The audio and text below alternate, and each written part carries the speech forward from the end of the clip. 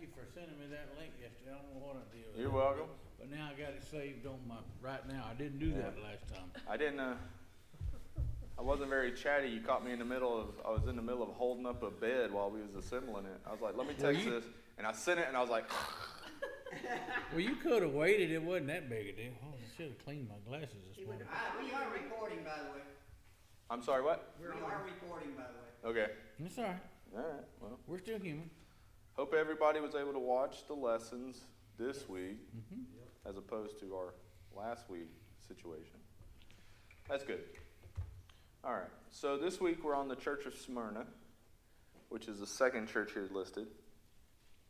And let's read this just to kind of get it primed in our mind here, and then we'll talk about it. We'll talk about some of the questions that we have. So this is Revelation chapter 2, starting at verse 8. To the angel of the church of Smyrna write, these are the words of him who is the first and the last, who died and came to life again. I know your afflictions and your poverty, yet you are rich. I know about the slander of those who say they are Jews and are not, but are a synagogue of Satan. Do not be afraid of what you are about to suffer. I tell you, the devil will put some of you in prison to test you, and you will suffer persecution for 10 days. Be faithful even to the point of death, and I will give you life as your victor's crown. Whoever has ears, let them hear what the Spirit says to the churches. The one who is victorious will not be hurt at all by the second death. All right. So as you watched the video and you got some insight into this, what are our first thoughts about this church at Smyrna? As opposed to, let's say, our church last week. And it sounds like they are being good. Sounds like they're being good. And in fact, if we compare it to the last church at Ephesus, right? The last church says, yet this I hold against you, you have forsaken the love you had at first. There was a correction to the church at Ephesus.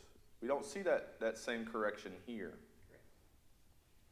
So it does seem that they're being good, like they're doing the things that they're supposed to. However, they had some things going on right there with the Jewish people following their Jewish beliefs and the Christianity going on too. He said the Jews weren't acting as if they were Jews. yeah, there's still problems, right? There's problems. Okay.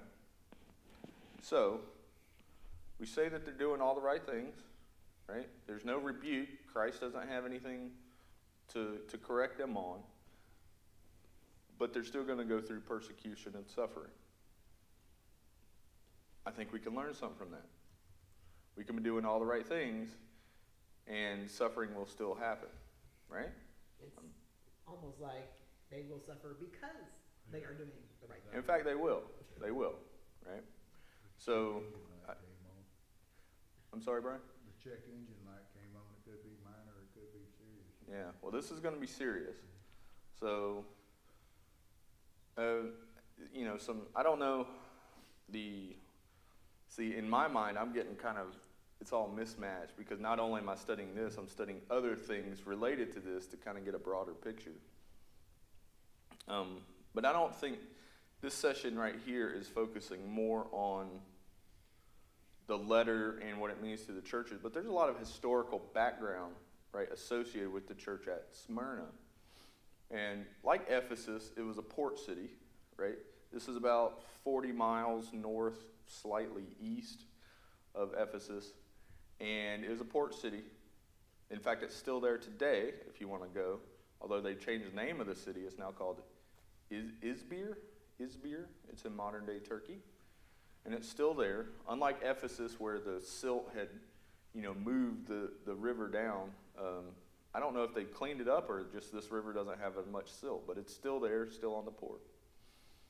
And so with that, with ports come trade, and with trade comes wealth. This is a wealthy city, very influential city. It was the closest port that you could sail to Athens, Greece, from, because you could make almost a direct straight line from there over to Athens, Greece, in the Mediterranean. And so this is an important city. It also had I don't know if you call it the license trade restriction or whatever, but they were the only ones who were really selling or were licensed to trade, transport myrrh.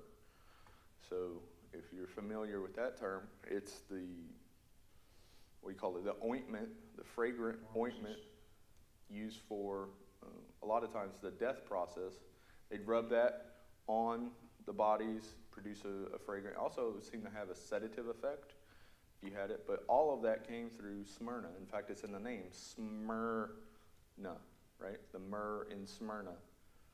And it was like that for hundreds of years. So even the myrrh that was offered by the wise men, right? Gold, frankincense, myrrh, probably came through Smyrna. So very much a big deal. And so it's very much prized. It went down to the Egyptians, right, for their embalming procedures, and went everywhere. Obviously, the Jews had a custom with it. So very much a port city, very much a Roman city, right? Lots of pagan worship, all kinds of stuff like that. And very similar to Ephesus in the fact that they were being like outcast from society.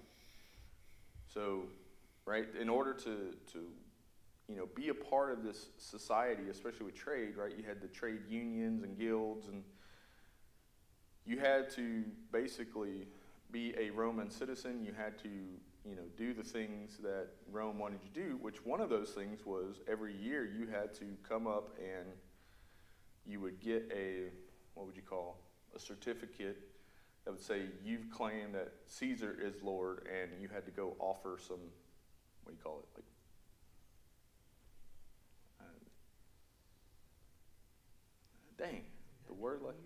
it's like you had to grab some incense and offer it at an altar, right, of burning in the flame. And they would record this, and you'd get a certificate for it. And so obviously Christians had a problem with this.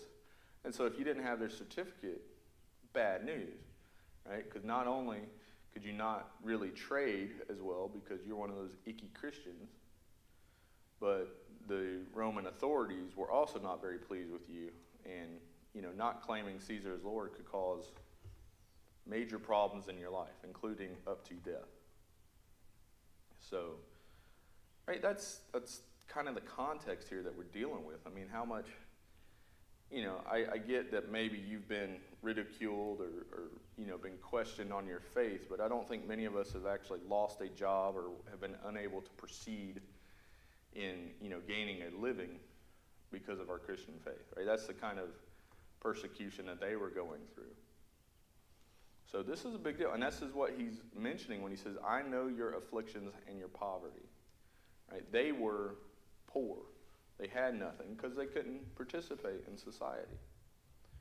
And so he says, but yet I know that you're rich. So while they've been materially poor, spiritually, they were rich. They held on to the faith. They did the things, a lot like Ephesus. They kept the false prophets out. They kept true teaching. They loved on one another. Right? They did all the things. And apparently, because we don't have the correction of Ephesus, they kept that first love. Right? Does that follow through with what they were saying about this life, but your afterlife Mm-hmm. will be rewarded with Yeah. Lamb? It's going along with that. Right? And we'll come to that in a second, Brian. So, at first, right, the first sentence we have is kind of this introduction, which is, again, obviously it's a harkening back to chapter 1, which we talked about. Every letter starts with this introduction of who's this from, and it's a piece of what's coming out of chapter 1. At the same time, there's also, they would resonate with this resurrection, right, who died and came to life again. Because Smyrna also, as a city, was built, the city itself was killed and resurrected. And a lot of the things in the city we talked about being brought back to life. Because Smyrna, we can go back way, way, way back in human history, and there's always been, like, as far as we could tell, like humans at this location. And it makes sense, right? It's at the edge of the sea. You got a river coming in, right? makes a lot of sense for people to be here.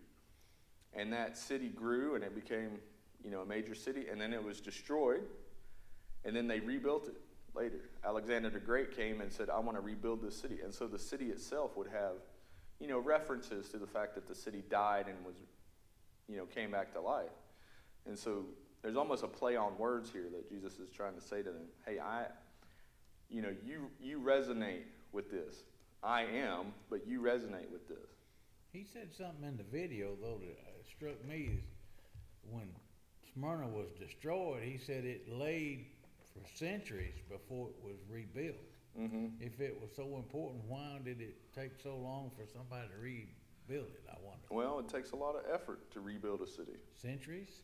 That's what he said, several centuries. Well, I can see that. I mean, you got to think about, like, I just wonder if, it might have been militarily prevented or something like that in that time, I'm not prepared to answer definitively, but I can come up with some ideas of why. I mean, A, it just costs a lot of money to rebuild a city. Mm-hmm.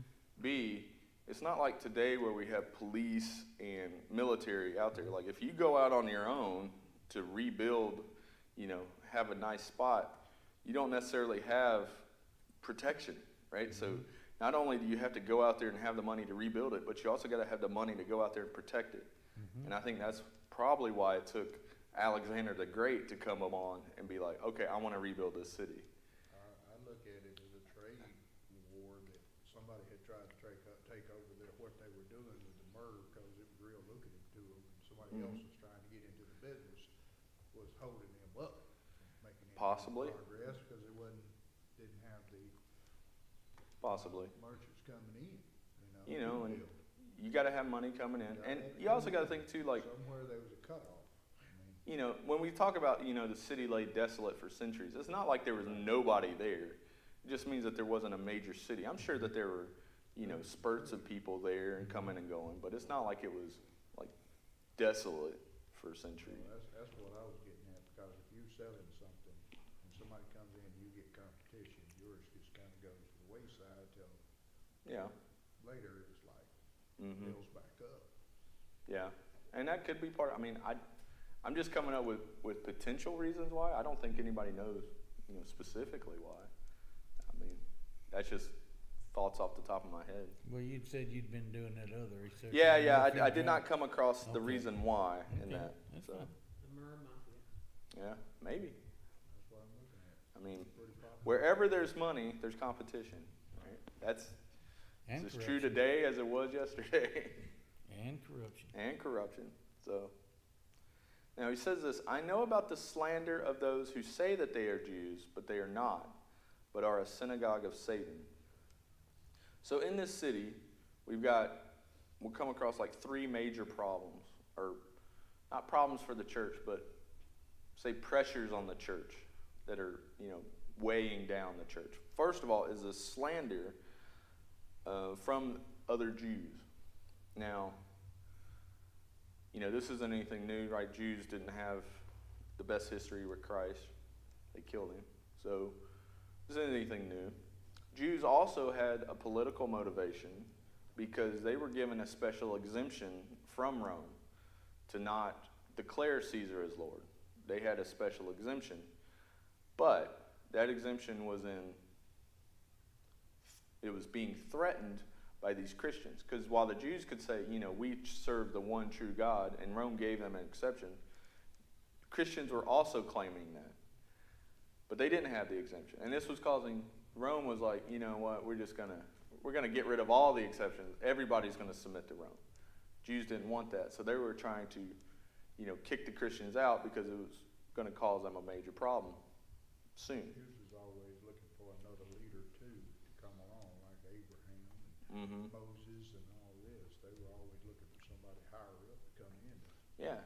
And so Jews, the slander that they were talking about, you'd have these rumors of, and we talked about this during early church history class, right? People thought that Christians were cannibals because we claimed that during communion that we drink the blood and eat the body of Christ, right? Well, that gets out to people that don't understand. You're cannibals. They would call each other brother and sister. right? Because we're all the family of God.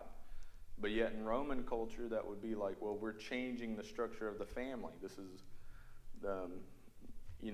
in Roman culture, family structure was very much protected.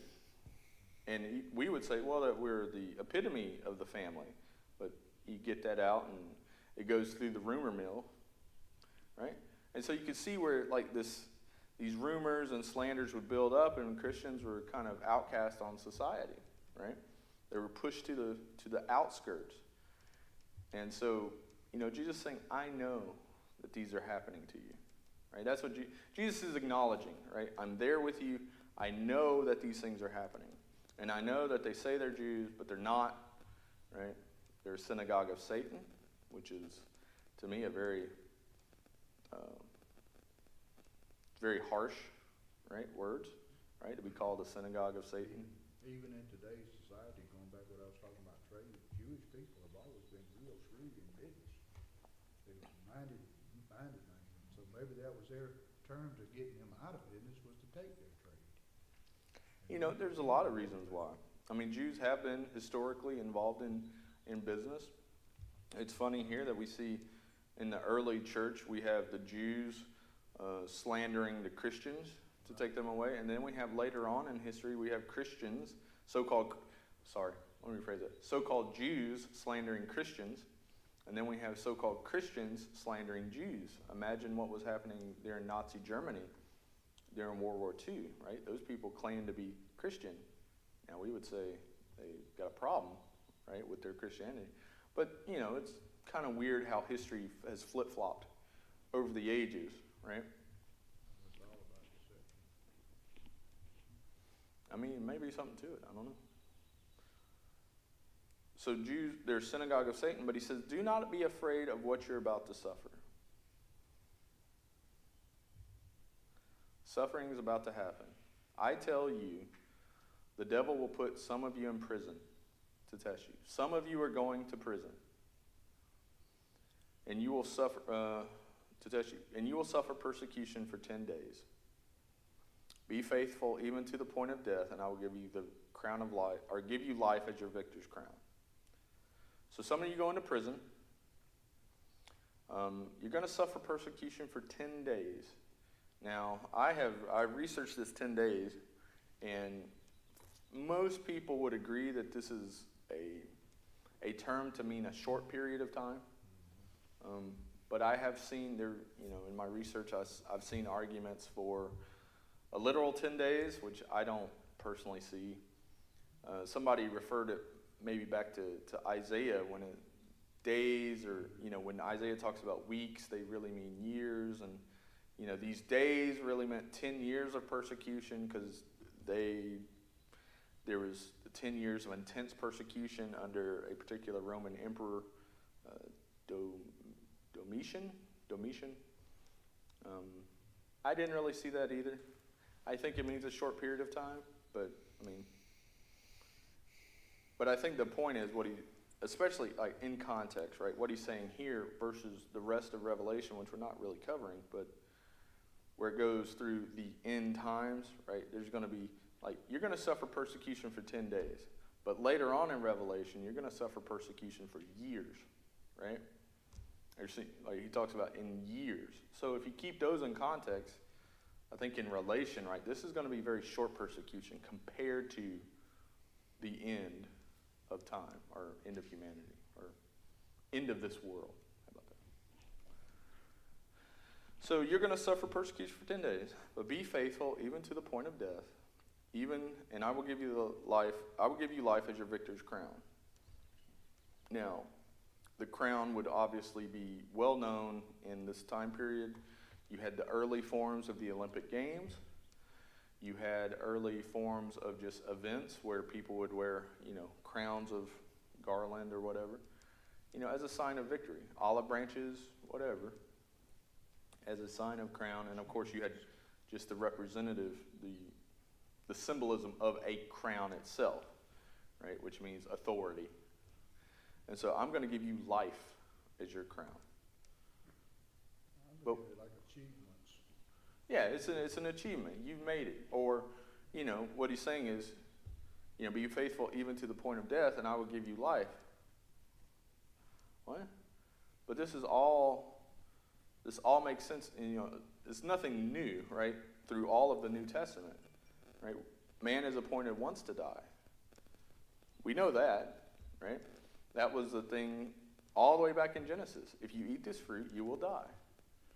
And we said then expanded upon not just a physical death, but a spiritual death. And so part of the punishment of sin, or things that we have to go through in this sin-cursed world, is we have to die physically. But we don't have to die spiritually. And that's what he's saying. And if we continue on, right, it says you will not be hurt at all by the second death. Right? Christianity, there's two deaths. You have your physical death, and then you have your spiritual death. Everybody's got to die at some point, but the spiritual death doesn't have to happen. And in fact, to have life, right, to not be affected by the second death, you'll get a new body, right? The great hope. But these are all, think of all the types and shadows of twos, right? You had Adam, right, the first man, but he fell. And then you had Jesus, the second Adam, who was everything that Adam should have been to begin with, right? The first man. And so we see a lot of these, twos. You're going to have the second death, right? And it's going to be corrupted and painful. But then you get the second, and you can be resurrected, right? You can not suffer that second death and be saved from it. And so that's what he's saying here. Even to the point of physical death, you could be persecuted. And this was very much real in Smyrna. There's a lot of history about a lot of the early martyrs in church history we know from Smyrna. And they would take them out and they would kill them in many gruesome fashions. Burning at the stake, beheading, throw them to the wild animals, right, in like a Colosseum setting. Lots of different ways. In fact, one of the probably the most well-known is one of the early church fathers, Polycarp, if you recognize that name. He was a student of John's and the leader of the church at Smyrna for a long time. And in about AD 150 something, I'd have to double check my dates, but he was one of the early leaders of this church. He's about 86 years old, and Rome finally came down and said, hey, you can't be doing this. We need you to, claim Caesar as your Lord. And in one of the famous things that we know about him, he said, I've served my master for 86 years, and he's been good to me. How can I deny him now? And they burned him at the stake. And they said, he was very calm about the whole thing. That's the kind of persecution that Smyrna was going through. That was not unheard of. Whoever has ears, let them hear what the Spirit says to the churches. The one who is victorious will not be hurt at all by the second death. So this ending we have on all the letters. He who has ears to hear, let him hear. And I know the session really spent a lot of time on this, especially this week. He who has ears to hear, which means not everybody has ears to hear. So what are we hearing today? Does this speak to us today? Are we hearing what the Spirit has said to us today using these real, literal, historic churches then, and what can we learn from it today? Are we hearing? Are you making time to hear? It's hard to hear when you're always talking. It seems like all the time, but this fear business is what we're told all the time, fear not, fear not, fear not. Mm-hmm. But throughout the whole history, they've always put fear in the man to program them the way they want them to be. Yeah. To change their logical thinking and, Yeah. Well, I don't know fear, anybody likes pain. I don't, not my first choice. No, it's not your first choice, but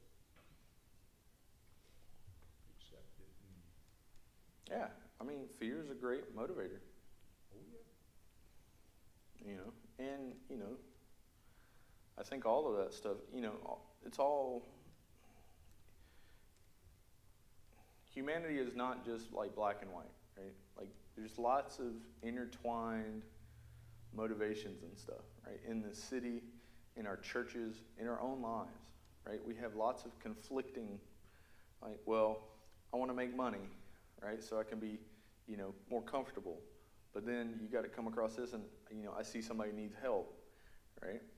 Conflict, right? And when we look at these churches, right, like as we try to understand them historically, right, did they want to make money? I'm sure they did, right? Nobody wants to be destitute in a city. But at the same time, what you have to prioritize in your own life, what's the most important? And is living for Christ the most important? Yes. I would say so, Yeah. right? Right. But, you know, it's easy for us. I mean, we are in a very wealthy country. We were born, like, this, depending on where you are in life, but even comparatively, right, our poor people are wealthy compared to what we're talking about, right, here. And most of us are even more wealthy than this, right? Most of us would probably have wealth comparative to, like, kings back in the day. I mean, the fact that you can go and turn on a faucet and get hot water, like, kings had to build large, elaborate structures and burn lots of wood, and, like, it was crazy the things that they had to do to get hot water. We can do it in an instant. Ice, you like ice? That's a luxury, right? All these things. So let's think about the lessons that we have in here. He talks about, I know your afflictions and your poverty, yet you are rich, right? We can learn something from that. We can learn from, I know that you're being slandered. I know that you're about to go through persecution for a short time. I know that, right? And Jesus is saying, persevere to the end. That's the lesson. Now, I don't know, I don't really feel that this church as a whole is going through a whole lot of persecution, per se. But, you know, I think we can all look at the political environment in this country and see that it's shifting, right? And there may be a day when we are really being persecuted. I don't know. I really don't know. But I can tell you that if it does happen, right, or even if it doesn't happen, right, we are called to be faithful to the end. That's the lesson for this church. That's the lesson for every church. The reasons we're called to be faithful to the end. Well, you're talking about being penniless and money. It makes you want to go back to being a kid again, because even when you didn't have a penny in your pocket, you had fun throwing rocks at a can or swinging on a vine or doing something like that. I mean, you didn't have nothing to worry about. I tell Leanne all the time, I've got the same amount of free money today that I did when I was 16. I don't know why. Well, Because you get money and then you buy a house or you get a car. Well, the house now, now I got to get electricity for the house. Oh, I like running water for the house, right? It just, Well, we had that discussion last night. I had just about as much buying power, and I wouldn't make any more than $5 an hour than I do now. I tell you what, Brian. Yeah, you know, you look at it and it's like, wow, what's the generation? What's it all about? Hey, I'm with you on that. I wish I could go back in time, but at the same time, you know, Oh, we're I all was freeloading off my parents and, you know, pesky housing and all that stuff. I mean, I'm with you, right? And you're going to have to prioritize what's valuable in your own life. You know, nothing saying that you shouldn't desire housing and healthcare and food, but, you know, there's such thing as excess too, right? So let's think about these lessons that we have here. Is anything in particular that sticks out from you before we start going through some of these discussion questions and really kind of opening it up? Anything in particular just really like, man, that really hit me hard, or, you know, I never really thought about it like that? Okay. Well, let's start with some of these discussion questions. These are coming straight from the discussion questions on the available with the videos. And the first question I really like is, think back to a time that you had to endure suffering. What gave you strength in that situation? And what is your perspective on that experience now? So think back to a time when you had to go through some type of suffering. And, this could be lots of different things. I don't know. What gave you strength in that situation? What powered you through that situation? I think the most difficult thing that I went through personally was the loss of my parents. Mm-hmm. But knowing that they were saved and where they're at now gave me peace of mind, and comfort Mm-hmm. to know that I'm going to see them again, Yeah. and I was very thankful for that. Mm-hmm. Good. Thank you for sharing. Any other? Well, my biggest struggle's been, I never had a mom. I was raised without a mother. And it's just been tough through life to, have to look at that. And, people talk about Mother's Day and, Mm-hmm. my mom and this and that. And it's just, God's brought me through it, but it's been a struggle. Yeah. And it leaves an empty hole in your heart. Yeah. So I just thank him for giving me the ability to work through that and show love to others, even though you have that missing part in your life. Yeah. Yeah, that would be tough. And through all of these struggles that we have, right, some of us will share the same struggles. I haven't lost my parents yet. I was raised with a mother. At the same time, some of these things we're all going to go through at some point. I will lose my parents at some point. And what about the pressure here? Like, think about the struggles that Smyrna went through. They went through some of these same struggles, right? I could imagine that there'd be situations where families were split over Christianity, right? Somebody, imagine a pagan family, right? They're fully involved in Rome, and one of them gets saved, right? That's going to cause a huge division, right? They were going through this. Look how the Muslim families treat their people that step away from the Muslim faith. Yeah. And so if you become a Christian and your rest of your family is Muslim, sometimes they want to kill you. Yeah. Or excommunicate you and all that stuff. And what gets them through that situation? Just like Bobby's situation, just like your situation, right? If you have, right, Jesus is the foundation of our faith, right? Right, you'll see your parents again, Mm-hmm. right? You'll know that when you get to heaven, right, all tears will be wiped away, right? We'll be fully restored in God. Even though, sometimes on earth, right, our families let us down. Sometimes we have division and strife with people that we love, right? The hope is God's going to take care of all of that, right? It's got a lot to do with your faith, because when you feel defeated and you think something's done shut, the door is done closed, and the other one are open. And Mhm. that's the optimism. You steady looking at that. This Yeah. door closed. Is it defeat, or is that other door going to open up an Yeah. opportunity over here? And the journey that Always got to be. Yeah, the journey of Christ is not promised to be smooth sailing, No. right? And we could see that through the lives of the apostles, not only just what he said, but also here, right? The church is going to go through, this is his church. Right? This is Christ's church, and he says, you're going to go through suffering. But at the same time, right, there's hope, right? The hope toward the end. He's giving, like, at this end, right, I will give you the life as your victor's crown. The second death will never affect you or hurt you.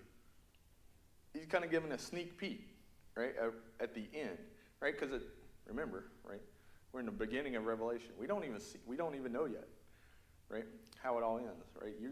You may know because you snuck ahead, right? But he's giving a sneak peek at the end, you will live forever, right? You will have your victor's crown because you suffered to the end. Jesus is saying that you can be doing all the right things, and they are the right things, and you should stick with those right things, but you're still going to suffer, or you could still suffer. This church did suffer, right? But the hope is in Christ. That's what we're pointing towards, right? And it's hard. And that's why as a church, when we come together, we're called to pray for one another and to share each other's burdens, right? It's hard, right? Life can be very, very difficult. And we should share. What, Brian? I said, can I get mine to somebody else? Share, Brian. Share. Whoa. Don't give away. I don't want to share them back. Well, sorry, Brian. Be careful, you might get back worse than what you gave Oh, away. yeah, man, Yeah. I saw them funny. So, that's what we're called. And it's difficult, right? And it's completely antithetical. But at the same time, and this may sound harsh, it keeps you focused. Pressure keeps you focused. And we see that here, right? We'll see throughout those 7 churches that we're going to study, 5 of them have rebukes or corrections from Jesus. 2 of them do not, Smyrna being one of them. And we'll also see Smyrna is one of probably the worst persecuted church that we're going to see. And it's not like they're not persecuted, right? All the churches are not persecuted in some form or fashion. But like think of the church before, Ephesus. It says they lost their first love. They cooled off a little bit. Do you think that cooling off maybe helped their position in society? Think about it. You cool off, you're not really as much of a threat. Right? The pressure keeps you focused. I mean, I hate it. I lost a family member, not my parents, but a family member. And I was going through college, and I remember, I was on the business track, right? And, I'm going to get my degree, I'm going to go out, and I'm going to make some serious money, and, I'm going to be top of the world, high on the corporate ladder. And then my family member died. And it woke me up. It woke me up and it made me think, what is most important in life? Right? And it changed my course of my life. Mm-hmm. I hate that it had to be that way, right? And I don't know, all the reasons why, but it definitely changed my course. If that had not happened, I may not be here today. Very much possible. It was like what happened here when you was talking about persecution in 2021 when they had us want to close our doors.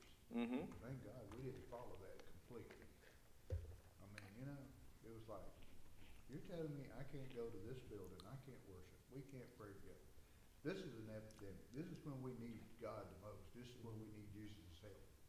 Well, We can't be in here trying to motivate. and I get, right? And, So it's like, this is the beginning of Revelation, what I was talking about, Dave.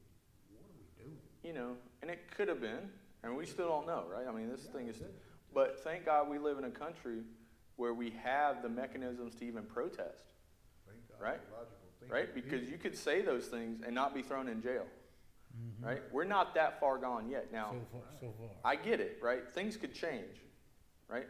But we're not there yet, right? Thankfully. Now, it doesn't mean that we don't have protests, but at least we have a judicial system that we could go through, and some states were very successful. When me and Kenny went to that conference up, I guess it was last year, we were talking with people in other states, specifically North Carolina, and they had real problems with government authorities shutting down their churches, right? Ours was mostly voluntary, right? Because we just didn't know. But they were shut down well after the fact that we had reopened. But at least they had, I get that. That's bad. We don't agree with that. Same time, at least they had the opportunity to fight that in a courtroom. This place, Smyrna, no. They weren't, there was no amendments, there was no rights, right? Didn't happen. And while we obviously fight to, become like this again, it could happen, right? So we want to avoid that. Now, the second part of this question, and I've kind of shared my perspective, is what is your perspective on that experience now? Like, what have you done with that experience? For example, losing your parent, right? You look back, that was a hard experience. I get that. Did that change your behavior going forward? Like, for those people that, you know, did that make you think of, well, what do I want people to think of when I pass away? Did you change anything? I'm curious. I think it made me focus more on what's important. Mm-hmm. You know, it's like you were talking about earlier when you lost your family member. It's not all about chasing the dream. Yeah. You know, and we, especially as we're younger, you know, it's very easy to get wrapped up in ourself. Mm-hmm. Mm-hmm. But self is much less important to me than it used to be. Yeah. Yeah. Now, Bobby, when you talking about not having a mother, did you, looking back at that, can you see that experience has affected you in maybe ways that you've changed in behavior or the ways you interact with people? So it's driven me to understand life's not fair, Mm-hmm. you know, and you get dealt cards sometimes that you don't understand why, but it just is what it is. And you have to work through that and try to understand that, you know, I don't want my family to be separated or split or whatever, so, you know, try to enhance your life and your family to be a cohesive group and stay together and not end up in the situation that I did. Mm-hmm. As you can see in his own life, his compassion grew and his bitterness didn't. It affects people, right? Yeah. Everything that you go through is going to affect you. Are you gonna let the bitterness rise up, or are you gonna let your compassion show? And he has let his compassion, like you said, Yeah. it's more important to him for other people to Yeah. not experience it, not want to go through it. Mm-hmm. So, Yeah, I could see that, definitely. And so I think just, you know, with our bitterness will destroy you quicker than anything. yeah, with our individual experiences, right, it's changed us, and for the better, I think. Going back to what David said, I mean, if it's anything like this, when your parents, sometimes when you're out there and you're by yourself and you think it may be God, but then you hear something that your parents have said, you remember what they've told you in the past, whenever you're in a situation, and if nobody hears what they have said but you, it brings a smile on your face. Mm-hmm. Something like, it Mhm. keeps you motivated, it keeps you going. Mother might have said, hey, you forgot to put on clean underwear when you left, and you said, oh, I better put on new that. Yeah. I mean, you know, Mm-hmm. it's an everyday reminder that you got something going on. Yeah. And if you got a true family that's real pushing you forward, that says you can do it, you know, like my mother, I started with my kids. Can't, never could. Mm-hmm. And that's what they always, I've told my kids, that can't never could. Don't say you can't, Yeah. because you could if you tried. Keep going. Yeah. So you've learned those lessons. You passed on the positive lessons down the line, and you know you've tried to stop the bad lessons at you. Right. I think we've all kind of done that. And so you know, same thing with this church. Right. They're being pressured. Right. It's focused them. Right. It's made them more unified. It's kept their passion alive. Right. Because you don't have the distractions of this world. In some ways, it's a blessing, right? It talks about there being financially poor, right? Now, financially rich people like me, for example, you know, I can go home and, you know, I go to study and there's a ton of distractions one click away on my computer or one Bing away on my phone. Those are distractions because I have the affluence to have all these, you know, gadgets and stuff. Can be used for good, right? Like any good two-edged sword, right? It will cut through, but it also cut you at the same time, right? Mm-hmm. Whereas, you know, financially, I've been with people that don't have much, and they sit down and they read their Bible on their table, and that's all they got. They're focused, right? I mean, and I get that in America, like we want to have more, but in God's kingdom, the priorities and the values are completely different, right? And you look at it, he says, I know about your afflictions and your poverty, your material wealth, right? You're poor. And he says, yet you are rich. Well, that's just, you know, Right. reiterating the point that material things are not that important. That's what he's saying. right? In God's kingdom, right? The upside down kingdom, remember, we called it that. What's valuable here on earth is worth nothing in heaven. And we should always be working on increasing our wealth in heaven. For example, storing up riches in heaven. That's what we should be. And you do that by having compassion. What really gets you is a person that has love for other people. I don't care if they're rich, poor, or whatever. You feel more comfortable when they love people as people. Yeah. And you can see that when you're around them. And that's hard. That's hard. That's been something very hard for me, is just to love people as they are, rather than what I think they should be. Right. And that's hard. It's really hard because people are frustrating and they're messed up in their own unique ways. And I have to pause and realize that I too am also messed up in my own unique ways. And that's been and I'm not perfect at it by any means, right? I am learning. And the kids have been a nice little test bed for me. Well, it's easiest for us to see others' flaws, but it's really hard for us to see our own flaws. Yeah, that's what Paul was saying. Take the plank out of your own eye. That's exactly right. And that's hard. It's hard. When you know people out there, I know a guy that drinks, he does whatever he wants to do, but he can sit down and talk to you about that Bible and tell you everything in that Bible, where I know a guy that has everything and can't tell you a word in the Bible. Yep. We know people like that. Oh, yeah. Yeah. It's So- a communication deal there, you know. Wow. I think, another lesson we get to is a reminder of what's valuable. What are you doing with your life, right? These people are under persecution, right? And they are set forth as an example of what a church should be. How much more should we be doing not under persecution? I'll throw that out there. Very good question. Right? Think about the things that we could be accomplishing today and what's holding us back. Is it our own fear? Is it, something that we need? I don't know. But I could tell you that this church under persecution is still there today. This church in Smyrna, there's still a church there today. This week, one house right up the street, right here, Mhm. side of the road. Guy got in a conversation with me. He says, "What are they gonna do with that big building back there? What's gonna start back there?" I said, "Well, you know what? Rock You concerts. just need to come see. That's a good answer. Come and right see. here. Just come down here and see with us." We'd be I happy said, to have I you. just told him like it was. I said, "You know what? I wish these doors were still open and the windows were still up and everybody around here could hear what was going on Sunday morning. Yeah, Praise and worship." we're cannibals. I mean, Hey, you you know, tell them that. if you want to know, come see. That's all. Everybody's curiosity should be on that level. And the Yeah. guy that was building the pump house, he said, "I agree, brother.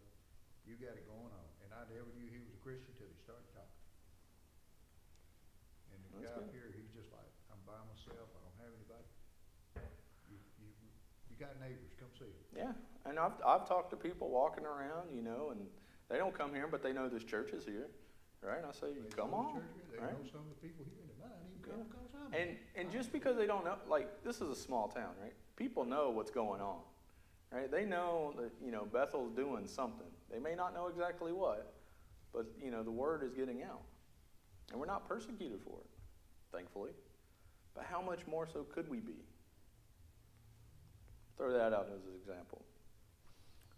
Question 2, I think we already covered, if you're looking at the questions. Why do you think that John starts by reminding them of the death and resurrection of Jesus? We talked about that, right? The city has a history of that death, burial, resurrection kind of thing. So it resonates with the people of Smyrna. And that's, I think, another key that we need to learn from is when we're interacting with people, you've got to find a common starting point.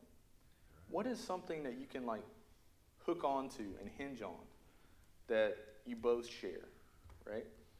Jesus died and raised from the dead. So did this city. You've got something to go on. But you've got to have something common to work on, however small, right? It's hard. It's really hard. And you can find, you have something in common. I have not found anybody yet that I didn't have something in common with. Guarantee you both breathing air. Now, how you go from there into a conversation, I don't know, but you have something in common. Okay? I always say it, you get in where you fit in. Mm-hmm. One of the things I remember being at it was an interview, and this was probably my first like really big interview. You know, you go to interviews and you meet with one guy and they'd be like, "Yeah, you're not a hooligan, we'll hire you."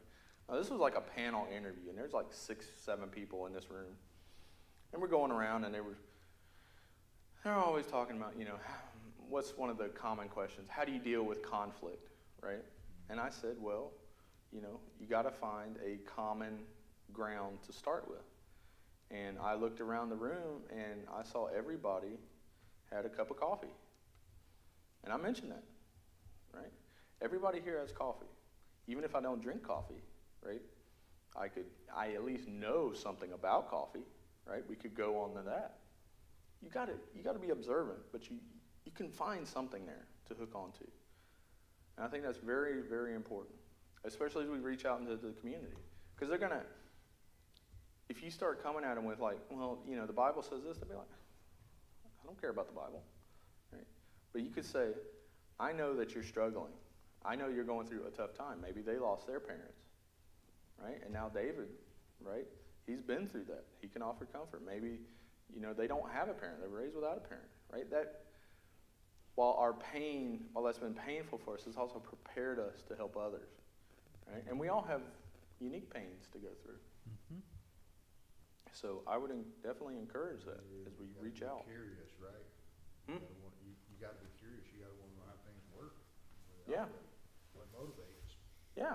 People all have something's driving them. Otherwise, they wouldn't be here, right? So what's driving them? And you can find it. Now, some of the other questions, I don't know. We're not going to hit them all. So if somebody has a particular one they want to hit, I'm all ears. But if nobody has any suggestions, I would like to look at question number 4, which is, question number 4 says, in verse 10, John talks about suffering as a form of testing. What does suffering test in us? So verse 10, just as a reminder, do not be afraid of what you're about to suffer. I tell you, the devil will put some of you in prison to test you, and you'll suffer persecution for 10 days. Why are we being tested? How about that? I think that's what the question is trying to get to. What is God testing? To build, the reason I think we're tested is to build the strength in our faith. To build strength. Mm-hmm. Okay. Anybody disagree with that or agree with that or have something else to add? Well, I was gonna say just to build our faith, but it's kind of the same thing Yeah. David's saying. Yeah. And I totally agree with that. I think it is definitely to build our faith. It's like testing anything you deal with, whether it's a rope or a chain. Is it going to hold the weight? Is it going to do the job? Are you going to be able to Yeah. tug the ward or whatever? Is the rope going to hold up in the tug of war? Mm-hmm. Is it going to break? Are you going to break? Now, in that line of context, right, testing is to see if it will fail. Well, if it will fail. Yeah. That's exactly what's Does God not know that it's going to fail? God knows. God knows. He wants to know. He wants to know if you know if you're going to fail. Well, that's an interesting twist on it, right? Do you know how far you can go? What's your limit? That's also something good to know. Give me How the far can I edge. push it, right? Some people will just sustain through the persecution. They won't necessarily grow. Okay, Others will grow through a persecution. okay. But I think either one is remaining faithful. as long as you That's stay good. in That's the an interesting. Some people will just sustain and some people will grow even through tribulation. Okay. The negativity towards what they're teaching now is how many times have they told you can't do that? You shouldn't be battling that. That's not something you ought to be messing with. And does that encourage you to want to try to see if you can accomplish it? Or does it put you in a complete distress where you say, no, give up already? Mm-hmm. You know? And But being tested, I mean, that would be kind of like the, you know, for example, you know, we're looking at building a sign, a new sign at the road, right? A test on that could be, you know, we build it and the county comes down and says, well, you violated these ordinances, right? Or we don't want you to have that sign. Or maybe they just start harassing us. Well, that's kind of telling you can't do that. But what is the test there? I mean, yeah, they told you can't do it, but then I think the test is really what's your response to that stress, right? How do you respond? How long is it gonna take you to react? I think we all have an immediate reaction. That's an immediate reaction. I mean, May not be a good The reaction. other day, a lawnmower just went poof in front of me and caught on fire. Yeah, I could have panicked and run off and let my whole shop go and let everything run up. The first thing I did, I grabbed something I could drop off and throw it over. Then went to going around putting out everything with water hose. okay. So, You know, you gotta be immediately, something you. but did you know that? Did you know that then? Or did you have something earlier in life where you're like, man, I should really cover up the fire before I, you know, start squirting. I should stop the source of the fire. Did you? I mean, it's not like people are born with that. What to do that told you what to do when that happened. Yeah, you were trained somehow, or you experienced it and learned from it. Experience was like. And that's what testing does. It does it not? Right? A lot of people think testing is like, well, you know, they fill out their Scantron A, B, C, D, and you know they pass or they fail. The test is, even the test in your grade school was part of the learning process because it showed you what you didn't know. Right? And the same thing happens today. Right? You're being tested, and you can fail a test and still, you know, learn from it. And if you don't, you need to check yourself. Yeah.